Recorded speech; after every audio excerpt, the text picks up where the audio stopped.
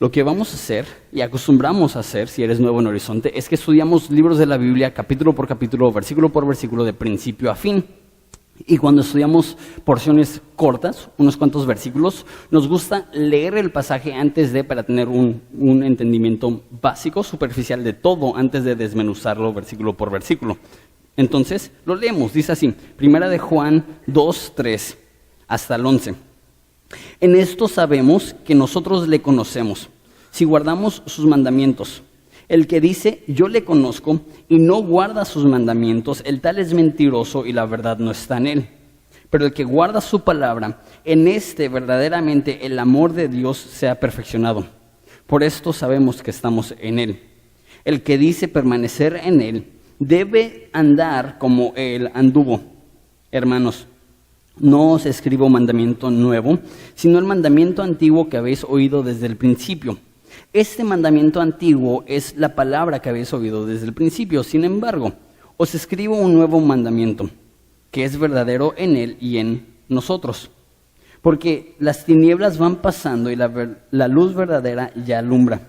El que dice que está en luz y aborrece a su hermano, está todavía en tinieblas. El que ama a su hermano permanece en la luz y en él no hay tropiezo. Pero el que aborrece a su hermano está en tinieblas y anda en tinieblas y no sabe a dónde va, porque las tinieblas han cegado sus ojos. Oramos. Padre, te damos gracias por la oportunidad, una vez más, de estudiar la Biblia, de estudiar tu palabra, sabiendo que en ella encontramos la vida, en ella encontramos esperanza, en ella encontramos dirección, pero más que nada en ella te conocemos a ti. Y eso es lo que necesitamos, una dosis doble de Jesús, porque al conocerte todo lo demás cambia.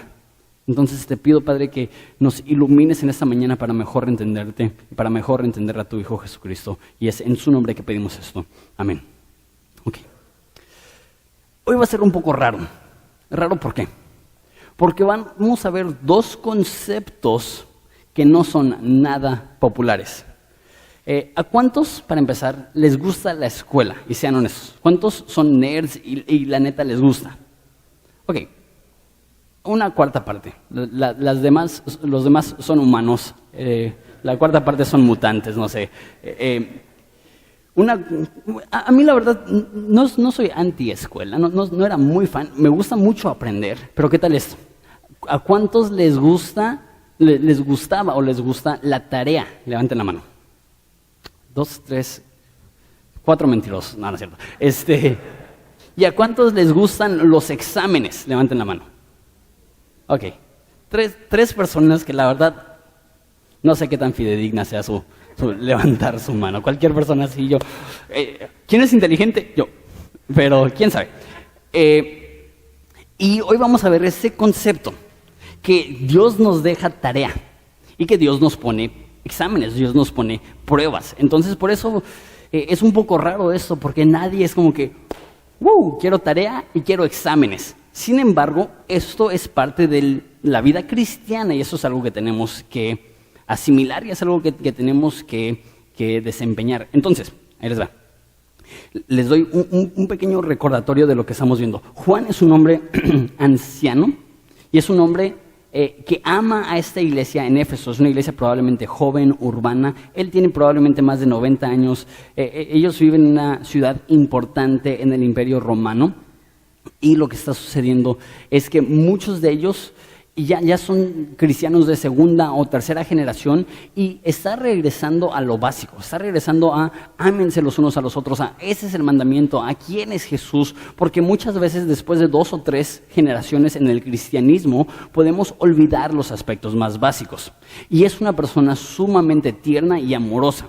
De hecho, Jesús le dice el discípulo del amor y la historia cristiana le llama el apóstol del amor. Entonces es una persona, como dije, cariñosa, tierna, pero lo que se me hace extraordinario es que no estoy seguro si en los estándares de hoy lo consideraríamos una persona muy amorosa. ¿Por qué? En nuestra cultura, lo más amoroso que puedes hacer es ser tolerante, es tolerar los defectos de una persona. Y si queremos ser personas que amamos, simplemente decimos, pues esos son tus defectos y ¿quién soy yo para juzgar? Eso es lo más amoroso en nuestra cultura, pero en la Biblia no era así.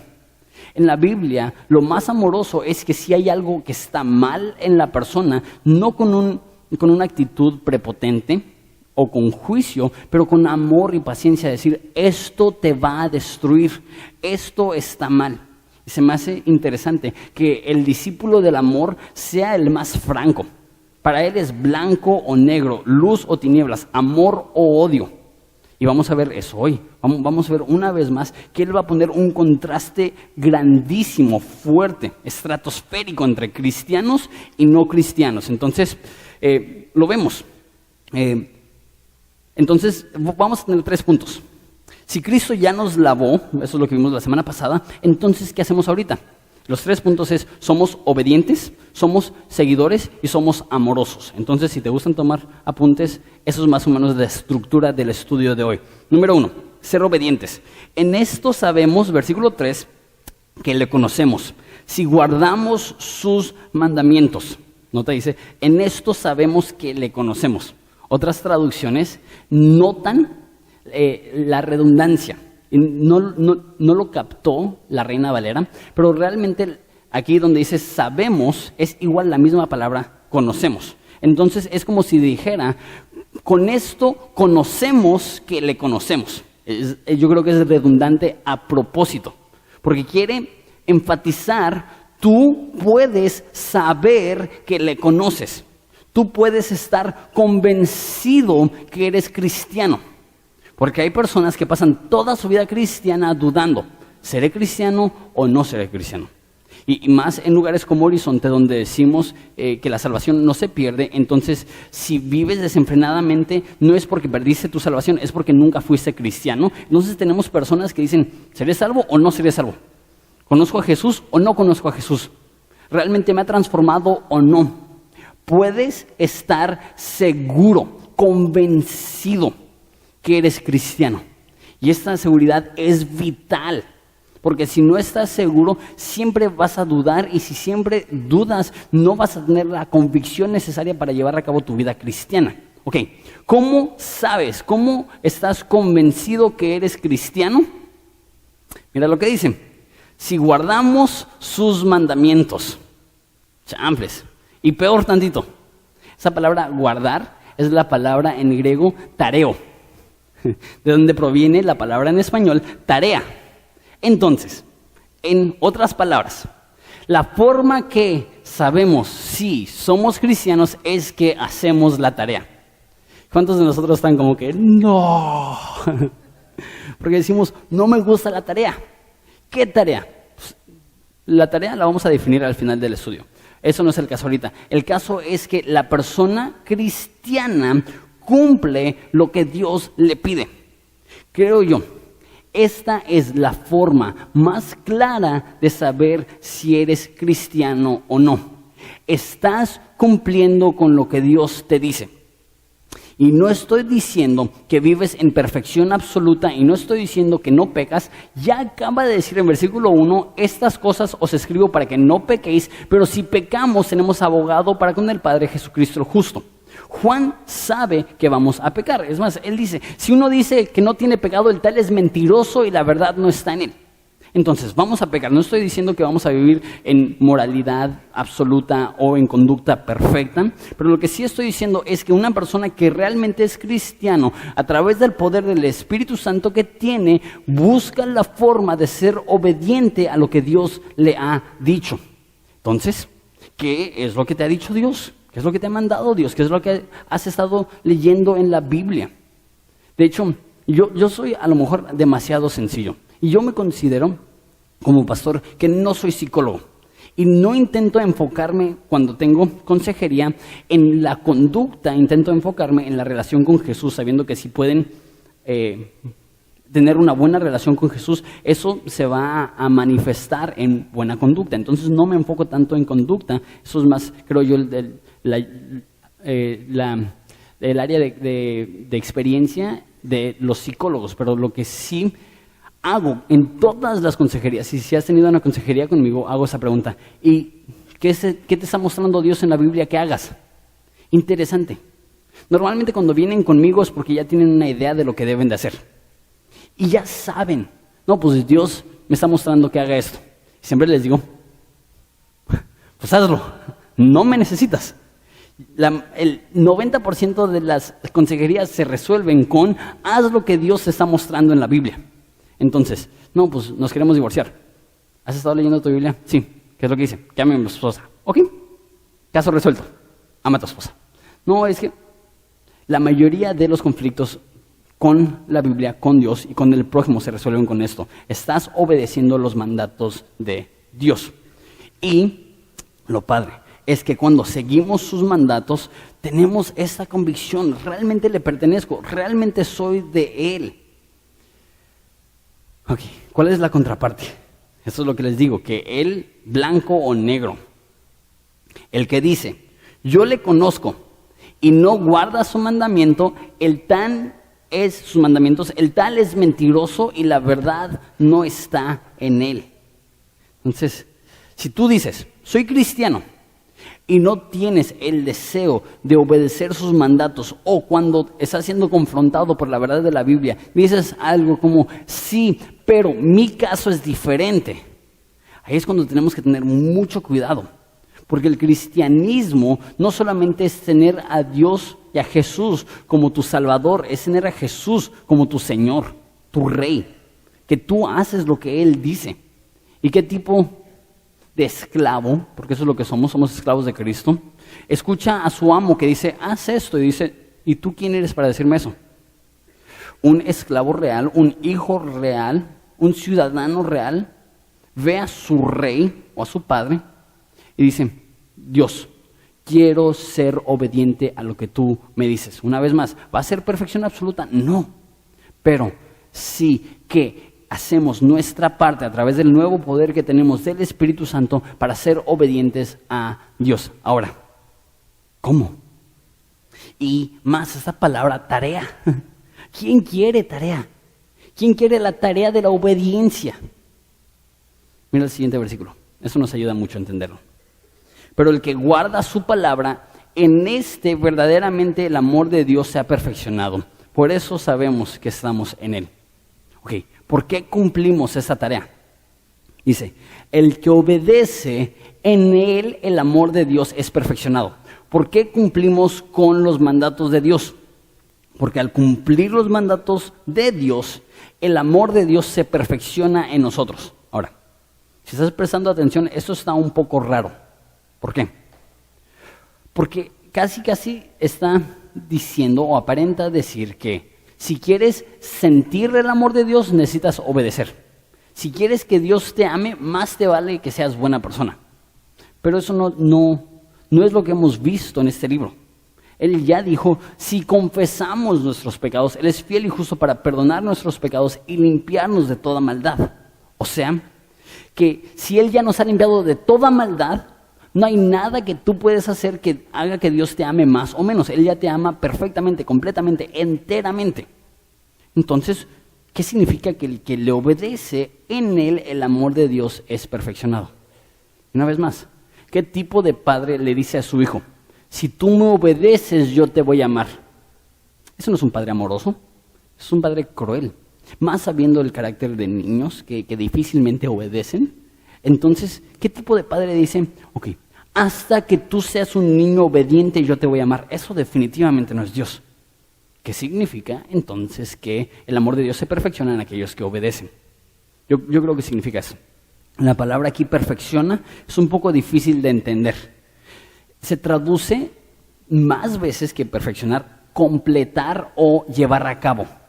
Entonces, el amor de Dios se completa o se lleva a cabo cuando somos obedientes. Lo vemos de esta forma. Es como si Dios escribiera un cheque, amor, y te lo da. Lo tienes que canjear, ¿sí? Ya está endosado, ya es tuyo, tienes que ir al banco. Y muchas veces Dios nos está amando porque Él nos ama perfectamente, absolutamente, constantemente y eternamente. Pero nosotros nos cerramos en nuestra desobediencia y nos cerramos en nuestra rebelión. Y es como un padre amoroso que está diciendo, esto no te estoy diciendo que lo hagas porque te odio, sino porque si lo cumples verás cuánto te amo. O sea, todos los mandatos de Dios tienen el fin, no de limitarte. Todos los mandatos de Dios tienen el fin de colocarte en el mejor lugar para que tú puedas experimentar más profundamente el amor de Dios. Cada cosa que te pide Dios no es tanto para su bien, es más para tu bien. Porque Él ya lo tiene todo. Él no necesita nada, pero Él entiende que nosotros necesitamos parámetros para poder caminar de tal forma que Él pueda derramar su amor perfectamente sobre nosotros. No es que nos ama más o menos. Vamos a ver, es que si no le obedecemos, nos cegamos. Por más hermosa que sea un atardecer, si estás ciego no lo vas a apreciar. Y por más hermosa que sea una canción, si eres mudo no la vas a poder cantar. Y por más bella que sea una melodía, si eres sordo no la vas a poder escuchar. Y por más amoroso que sea Dios, si no seguimos sus mandamientos, no podremos experimentar la totalidad del amor de Dios. Por eso es tan vital. Y una vez más, Juan va a seguir diciendo, es Padre, Dios es Padre, Dios es Padre, Dios es Padre. Y si tú eres un buen padre, tú entiendes esto. Las reglas que le pones a tus hijos no tienen el fin de destrucción, tienen el fin de preservar. Ejemplo, ¿por qué le decimos a los niños que no anden jugando con las conexiones? Porque tú y yo de niño nos dimos un toque que hasta ahorita no hemos olvidado. Es más, yo me acuerdo, tenía como 5 años y veía la televisión y veía la conexión en la pared, el enchufe y decía, ¿cómo puede esta cosa conectada a la pared hacer que encienda la televisión? Y así como que lo quería procesar con mi cerebro de 5 años.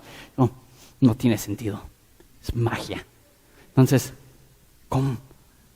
Entonces lo que hice es que desconecté un poquito el enchufe, pero todavía estaba conectado, y metí el dedo entre los dos metalitos, y me dio un toque, y hasta ahorita me acuerdo que le hice así, como que tengo esa imagen bien plasmada. Y imagínate, 5 años, yo no tenía ni idea de lo que había sucedido. Pero ahora como un buen padre amoroso, siempre que Juanito se acerca, le digo, no. Él probablemente dice, no quieres que me divierta. Yo, no quiero que te des toques. Así vemos a Dios y tú dices, Dios, no me quieres dar libertad. Y Dios está diciendo, no, te estoy intentando proteger. Porque cada mandato de Dios no tiene el fin de destrucción, obviamente tiene el fin de demostrar su amor más perfectamente en nosotros. Déjalo digo de esta forma. No importa qué mandato te ha dado Dios, no importa qué te ha pedido Dios, Dios no está buscando que le obedezcas de mala voluntad. Dios no está buscando eso. Dios no está buscando que tú digas, no, tienes que, no, tienes que, no, tienes que, ok.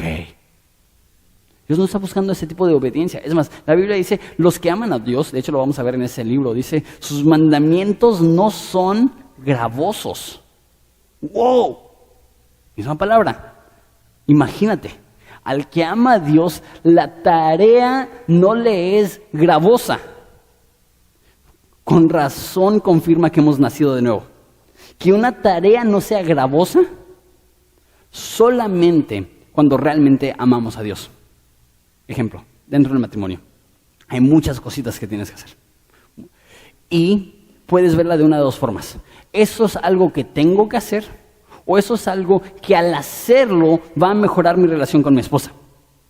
De hecho, tu actitud durante la tarea tiene todo que ver con la recompensa. De hecho, por eso hacemos tarea. Por eso, si no hubiera un título, si no hubiera una certificación, si no hubiera un reconocimiento, ¿crees que harían tarea? Ok, 12 años de escuela. Al terminar, tú no vas a tener nada. Va a ser como si no hubieras estudiado ni siquiera un solo día. ¿La gente va a hacer tarea? No. ¿Por qué? Porque lo que están buscando es la recompensa. ¿Cuál es la recompensa de la obediencia? Que te has colocado en el lugar ideal para recibir el amor de Jesucristo. Y tú dices, con eso basta. ¿Qué más motivación necesitas? Que andar en obediencia es sinónimo con andar en comunión, y andar en comunión es sinónimo con recibir el amor perfecto de Dios. Una vez más, tenemos que perder esta idea religiosa que nuestra obediencia produce el amor de Dios. No. Pero una persona desobediente jamás disfrutará el amor de Dios como alguien que es obediente. No porque Dios ame más o menos, simplemente porque Él es bueno y Él nos da el parámetro para poder disfrutarlo. Y nota la última frase del versículo 5. Por esto sabemos que estamos en Él. Empieza. ¿Quieres saber que le conoces? Obedécele. Después dice, en esos el amor de Dios es perfeccionado y por eso sabemos que estamos en Él. Lo que me demuestra esto es que hay dos formas de saber que eres cristiano. Uno, estás siendo obediente. Dos, has recibido, has sentido, has experimentado el indomable amor de Dios por ti. Porque una persona que realmente ha recibido ese amor lo sabe. Dios ha derramado en mi vida su amor a tal grado que ni sé qué hacer con tanto amor. Es como tomar agua de un hidrante, es como volar un papalote en una tormenta. Es más de lo que puedo contener. Entonces, esas son las dos pruebas. No todos los que lleguen al cielo y digan Señor, Señor, serán cristianos. No todos los que creen son cristianos. ¿Quieres saber cómo estar seguro que eres cristiano? ¿Sigues lo que Dios dice? ¿Sí o no? ¿Has sentido, has vivido, has experimentado el increíble e indomable amor de Jesús por ti? Esta es la prueba segura de que conoces a Jesús. Y si la respuesta es no, déjate digo, no vivas engañado. No te convenzas que tienes algo que no tienes. Y eso es número uno. Número dos, hay esperanza. La Biblia dice que si confesamos nuestros pecados, lo que acabamos de ver, Él es fiel y justo de perdonar nuestros pecados y limpiarnos de toda maldad. En vez de hacerte y de vivir un engaño o hipocresía, lo que sea, ¿por qué no vienes a la luz? ¿Por qué no dices, Dios, perdóname, transfórmame, te necesito, no he caminado por los caminos que te placen a ti, no he obedecido las leyes y los mandatos que tú me has dado? Y hay esperanza para cualquier persona en Cristo. Ok. Eso es número uno. Número uno es que tenemos que ser personas, o tenemos el privilegio de ser personas obedientes. Eso es lo que Dios espera de nosotros. Número dos, Dios quiere que le sigamos. Eso es versículo 6. Lee conmigo, por favor. Dice, el que dice que permanece en Él debe andar como Él anduvo. Okay. Voy a desviarme un segundito. Espero que eso no tarde más de 3 minutos. Pero Juan está escribiendo en una época en la cual, y eso les dije el primer estudio, pero ya sé que estamos en el quinto, y pues después de un mes a lo mejor se le olvida. Entonces, reiterando, en esta iglesia estaban metiendo y mezclando teología cristiana con filosofía griega. Se llamaban los gnósticos. Y lo que ellos decían es que el cuerpo es malo, el espíritu es bueno, y porque el cuerpo es malo y el espíritu bueno, Dios no pudo haber venido en carne y hueso, porque Dios es bueno. Y por eso vamos a ver, o vimos frases como Dios es luz y en Él no hay tinieblas, afirmando, sí, Dios es bueno. Y después vemos cosas como debemos de andar como Él anduvo. Y si uno quiere estar en la luz, tiene que estar en la luz como Él estuvo en la luz. Que Jesús simultáneamente es la luz y estuvo en la luz. O sea, Él es Dios hecho carne, Él vino y carne y hueso. Y Juan sabía eso. Juan es el que recostó su cabeza sobre su pecho. Pero, entonces, número uno aquí, Jesús vino literalmente en la carne. Dios se hizo hombre. La forma que lo dicen los teólogos, la forma más correcta es, Dios agregó a su divinidad humanidad. No dejó de ser Dios para ser hombre, sino que al mismo tiempo Jesús es 100% Dios y al mismo tiempo Jesús es 100% hombre. Pero, la pregunta, esa es una pregunta que muchos se han hecho, pocos han contestado. ¿Qué tan humano era Dios? A lo que me refiero es, ¿utilizaba el recurso que tenía como Dios de hacer lo que Él quería? La respuesta, creo yo, no. Jesús, aunque era Dios, decidió vivir con todas las limitantes que tú y yo tenemos. Justifico eso porque eso está loco. En otras palabras, lo explico un poquito más antes de justificarlo. En otras palabras, Jesús en la tierra nunca utilizó su poder divino para hacer nada. Entonces la pregunta es, ¿cómo hacía milagros? ¿Cómo caminó en el agua? ¿Cómo alimentó a multitudes? ¿Cómo levantó a los muertos? La Biblia dice que Él fue lleno del Espíritu Santo. O sea, Jesús hizo los milagros no a través de su poder propio, aunque podía si quería. Él hizo todos sus milagros a través del poder del Espíritu Santo. ¿Por qué? Porque así realmente puede ser ejemplo. Porque ¿qué tipo de persona que está utilizando todo su poder divino dice, imítenme? La respuesta, tú eres Dios. ¿Cómo puedo imitarte? Pero si Él dice, sí, soy Dios, pero no he usado ningún recurso que tú no tienes a tu alcance. Imítame. Entonces, wow. Okay, déjalo justifico porque esto está un poco intenso. Jesús, dice en Lucas, creció en tamaño y en sabiduría. ¿Cómo puede Dios crecer en sabiduría?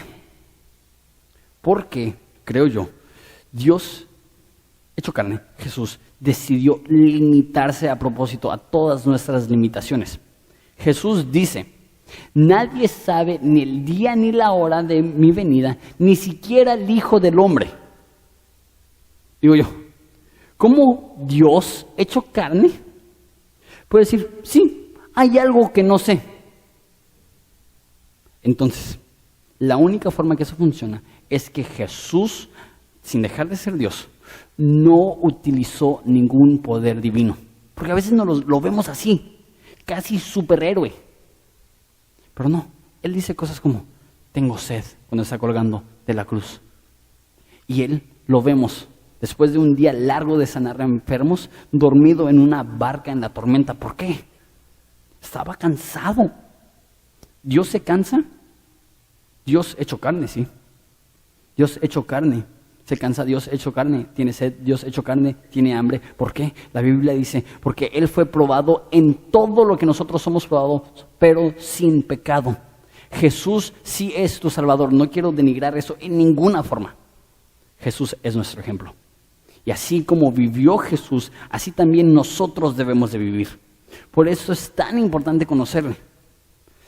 Si eres nuevo, y sé que hay muchas personas aquí en Horizonte que son cristianos nuevos, lee los evangelios, conoce cómo es Jesús e imítalo. No hay nada que Jesús hizo en su ministerio en la tierra que Él no pueda darte el poder para hacerlo. No estoy hablando de su cruz, no estoy hablando de su resurrección, yo estoy hablando de cosas como alimentar a los enfermos, yo estoy hablando como, alimentar a los hambrientos, ir a ayudar a los enfermos. Y a lo mejor Dios lo va a hacer a través de actos milagrosos, creemos eso. Y a lo mejor Dios lo va a hacer a través de recursos físicos y creemos que Dios también puede hacer eso. Pero el caso es que debemos de andar como Él anduvo, debemos de caminar como Él anduvo. Jesús es nuestro perfecto ejemplo. Jesús es no solamente Salvador, es hombre, hecho carne, débil, o mínimo lo fue, para que nosotros podamos decir, ok, si Él pudo con los recursos que Él utilizó, yo también puedo. Una cosa más para justificar esto, antes de continuar. Yo sé que ya me pasé en mis 3 minutos que quería pasar en eso. Está después de su ayuno a pleno ayuno. No sé cuántas personas van a ayunar, pero ayunar es terrible. Es bueno, pero terriblemente bueno. ¿Por qué? Somos una cultura que casi adoramos la comida. Dicen Filipenses que hay personas que su Dios es su estómago. Yo creo que estaba hablando de los mexicanos. Y ayunar es ir en contra de eso. Pero imagínate, 40 días de ayuno. Llega Satanás. ¿Y qué tentación? Jesús, que te traigo una mujer. ¿Es lo que hizo? Jesús, aquí tengo un poco de sexo. ¿Es lo que hizo? ¿Cómo lo tentó? Mira esa piedra, conviértela en pan. Como que Satanás, ¿no eres más creativo que eso? ¿Por qué Satanás quería que Jesús hiciera pan? Porque él sabía que Jesús vino y él se había propuesto a no usar sus recursos divinos y el convertir la piedra en pan para su propio beneficio iba a ser ir en contra de lo que él se había propuesto. ¿Por qué? Lee los evangelios. Jesús nunca hace un milagro para él. Todos los milagros son para el bien de las demás personas. Andar como Jesús anduvo es vivir para el bien ajeno. Como él lo hizo, despojándose de sí mismo y tomando forma de siervo. Okay. Ese es el segundo punto. Primer punto es que debemos ser obedientes. Punto número 2, debemos de ser seguidores, imitadores. No es suficiente ser fans, necesitamos ser seguidores. Número 3, ser amoroso. Y hoy tenemos Santa Cena, tuvimos varios anuncios, me alargué mucho. Y cuando estaba estudiando esto, deja retroceder un poquito. Todas las series que hago, antes de enseñar el primer capítulo, hago un bosquejo en el cual ya tengo todas las secciones que voy a enseñar. Entonces, ya sé lo que voy a enseñar hasta aprox septiembre del año que viene. Y hay veces que las secciones quedan súper bien y los títulos quedan súper bien. Y hay veces que por eso ni siquiera menciono los títulos, porque digo, ese título no tiene nada que ver con lo que estudié. Pero pues ya lo determiné desde meses antes. Y cuando estaba estudiando esto, como que estaba un poco frustrado, porque dije, la verdad, hay suficiente contenido en versículo 7, 8, 9, 10 y 11 para hacer su propio estudio. Y no quiero como que darle por encimita, no quiero. Pero después me acordé que casi se repite palabra por palabra en capítulo 4. Entonces, si sientes que no lo desglosamos como debimos, no te preocupes. En unos cuantos meses, cuando lleguemos al capítulo 4, lo desglosaremos un poquito mejor. Y me encanta, porque Juan se repite muchísimo. Porque todos sabemos que todo buen maestro se repite mucho. Porque todos sabemos que todo buen maestro se repite mucho. Porque todos sabemos que todo... No, no es cierto. Entonces, versículo 7. Hermanos, no os escribo mandamiento nuevo, sino el mandamiento antiguo que habéis tenido desde el principio. ¿Cuál es el mandamiento? Alguien llegó a Jesús y dijo, ¿cuál es el gran mandamiento? Jesús dijo, ama a Dios, ama a tu prójimo. Ese es el gran mandamiento. Eso no es nuevo, eso siempre ha existido. Este mandamiento antiguo es la palabra que habéis oído desde el principio. Sin embargo, os escribo un mandamiento nuevo. Esto sí es nuevo. Y no solamente es nuevo, es verdadero en él y en ustedes, en vosotros. ¿Qué significa eso? Regreso al punto anterior. Este mandamiento no solamente aplica a ti, aplicó a Jesús. Eso es algo que Él hizo, Él vivió. Y tiene urgencia. No solamente es verdadero en Él y en nosotros, dice, porque las tinieblas van pasando y la luz verdadera ya alumbra. Entonces lo que está diciendo, todavía no nos dice cuál es el mandamiento, pero dice, este nuevo mandamiento va a ser la luz. Va a ser la forma que iluminas las tinieblas. La Biblia dice que si uno dice conocer a Dios y anda en tinieblas, el tal es mentiroso. Tenemos que andar en luz como Él es luz. Eso lo vimos hace 3 semanas. Entonces, ¿qué significa andar en luz? Pues ese nuevo mandamiento. Entonces, ¿cuál es el nuevo mandamiento? Dice, versículo 9. El que dice que está en luz y aborrece a su hermano, está todavía en tinieblas. Entonces, ese es el tercer punto. No solamente somos personas obedientes, no solamente somos seguidores de Jesús, somos personas amorosas. ¿Por qué? Porque el que dice andar en luz, odia a su hermano, tal vez está en tinieblas. Ahora, interesante. Juan casi siempre habla a esta iglesia, acuérdense, él es un anciano, es una iglesia joven, como hijitos o hijitos míos. Casi siempre. Pero mira versículo 7, ¿cómo empieza ese parrafito? Hermanos. Interesante. ¿Qué es lo que está haciendo? Está recalcando, mira lo que dice el versículo 11. Pero el que aborrece a su hermano. Mira versículo 9. Y aborrece a su hermano. ¿Qué es lo que está diciendo? los cristianos, la familia de la fe, somos como hermanos y hermanas. Y la Biblia no solamente nos llama a amar a los cristianos, eso es el mandato antiguo, eso ha sido desde el principio. Ahorita está diciendo no solamente debes de amar a los cristianos en general, escúchame bien, si hay un cristiano que odias, demuestra que no estás caminando en la luz. Con uno. Si alguno dice estar en la luz y aborrece a sus hermanos, ¿es lo que dice? Y aborrece a su hermano, versículo 9, está todavía en tinieblas. Entonces a lo mejor tú dices, qué bueno, la persona que odio no es cristiana. No estoy diciendo eso. Porque la Biblia dice, ama a tus enemigos. Procura el bien para aquellos que te maltratan. Entonces debemos de amar a todos. Pero lo que está diciendo aquí, y una vez más, Juan es fuertísimo, muy franco, franquísimo, no sé si es palabra, muy franco. Entonces él dice, si tú dices andar en luz y odias a un cristiano, estás en tinieblas. Entonces tenemos que hacernos la difícil pregunta. ¿Hay algún cristiano que odio? Y no sé por qué. A veces le tenemos más paciencia a aquellos que no son cristianos. Y a veces nos llevamos de una forma más pesada con los cristianos. Y no sé si es porque son cristianos y tenemos mayores expectativas, tenemos un mayor estándar, pero, ejemplo, vi en Twitter esta semana, se me hizo muy chistoso, alguien que puso, no creía en la depravidad humana hasta que empecé a leer los comentarios en YouTube.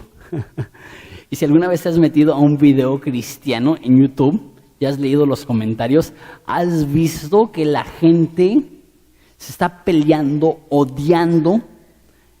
Digo yo, ¿eso no es cristianismo? Jesús no sufrió y murió en una cruz para que tú te pelees en los comentarios de YouTube o Facebook o blog o lo que sea. ¿Hay algún cristiano que odias? Jesús dice, deja tu regalo en el altar y ve y reconcíliate. Porque antes de estar bien verticalmente, si tenemos odio por un hermano, eso va a impedir que podamos llegar a Dios bien. Y como que empieza a unir las piezas. Ok, con razón dice, el amor se perfecciona. Porque si yo quiero realmente sentir el amor que Dios tiene por mí, tengo que aprender a tener amor por mis hermanos cristianos. No sé quién es. A lo mejor te ofendió, a lo mejor merece tu desagrado, a lo mejor merece tu odio, pero déjate digo eso, por tu propio bien y por el bien del cristianismo en general, necesitas ser una persona perdonadora. No dejes que las raíces de la amargura, o más bien vamos a decirlo de esa forma, no dejes que amargura tenga raíces en tu corazón. Y que llegue el momento en el cual ves a alguien dentro de la iglesia y dices, no voy a decir nada porque estamos en la iglesia.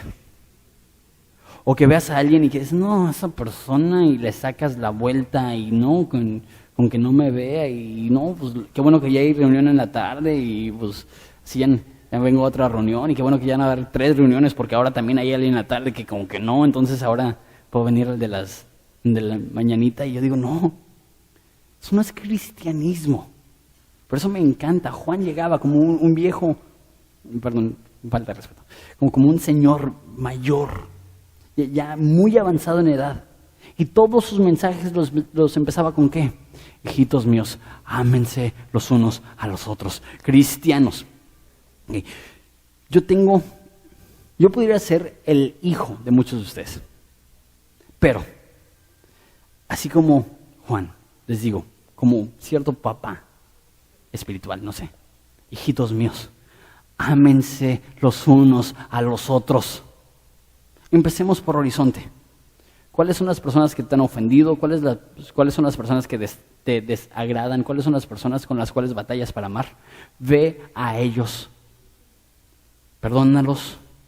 Ofrece tu perdón. Yo no les hice nada. Pues, pídeles perdón por ser una persona aferrada a tu enojo. Pídeles perdón por no ser una persona que prontamente perdona. Ok. El que ama a su hermano, versículo 10, y con eso terminamos, porque el versículo 11 es básicamente una repetición del versículo 9, con eso terminamos. El que ama a su hermano permanece en la luz y en él no hay tropiezo. ¡Wow! O sea, en otras palabras, cumplir el mandamiento nuevo cumple todos los mandamientos. ¿Cuál es el mandamiento nuevo? Dice Jesús en el Evangelio de Juan. Esa es la carta de Juan, Evangelio de Juan. Dice, un mandamiento nuevo les doy. Ámense los unos a los otros como yo les he amado. El mandamiento antiguo es, ama a tu prójimo como a ti mismo. El nuevo mandamiento es, ama a tu prójimo como Dios te ha amado. Me acuerdo cuando primero leí eso, dije, eso no puede ser. ¿Cuánto amor tiene Dios por mí? Infinito. ¿Cómo puede ser que Dios quiera que yo ejerza ese amor para otras personas? Imposible. Sin embargo, eso es a lo cual nos ha llamado Dios. A un amor agape, incondicional, sólido, perdonador, paciente, sufrido. Esto es lo que significa ser cristiano. Que cumples con sus mandamientos. ¿Cuál es su gran mandamiento? Ama a tu prójimo. Ama a tu hermano. Si alguno dice que está en la luz y odia a su hermano, el tal es mentiroso. No seas mentiroso. Todos necesitamos esto. Porque todos, en algún momento u otro, llegaremos a ese lugar donde decimos, hay rencor en mi corazón del cual no me he desprendido. Entonces, debemos ser personas, debemos ser personas obedientes, debemos ser personas que seguimos a Jesús, debemos ser personas amorosas. Jesús es nuestro ejemplo. Y termino recordándoles, espero verlos mañana. Si Jesús es nuestro ejemplo y Jesús pasó su tiempo en oración, ¿cuánto más nosotros? Y si Jesús dijo, ¿cuándo ayunes? No dijo, si ayunas. Eso es algo que cada cristiano debe de practicar. Entonces, espero verlos el próximo lunes. Vamos a ponernos de pie. Hoy es domingo de Santa Cena. Lo que vamos a hacer es que vamos a participar de nuestras ofrendas y diezmos. Y después de eso vamos a recibir los elementos de la Santa Cena. Entonces, si necesitas preparar tu ofrenda, lo puedes hacer ahorita. Y después de la ofrenda van a pasar los elementos. Te voy a pedir, por favor, que no participes hasta que hayamos sido servidos todos, ¿ok? Entonces, vamos a orar.